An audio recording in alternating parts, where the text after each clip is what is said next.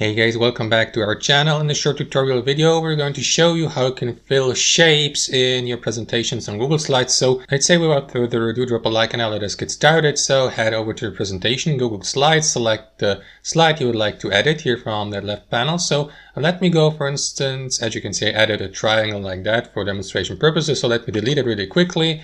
And after that, simply add a shape to your slide by clicking on Insert here at the top, and after that, simply select shape from the drop-down menu and decide whether you'd like to go, for instance, with arrows, callouts, equations, or shapes here to the right, and select the type of shape you would like to add, like a triangle, a circle, a rectangle, and so on and so forth. So let me go with a circle like that. And after that, simply position your shape here on your slide with your left mouse. You can use, for instance, it's all very intuitive and you can do that with your left mouse, just like that. And after that, simply go to the fill color option here at the top and select your fill color. You may, for instance, go with gray or with brown and so on and so forth, guys. So that's basically it. That's how you fill your shape here on Google Slides. Thanks for watching and have a wonderful day.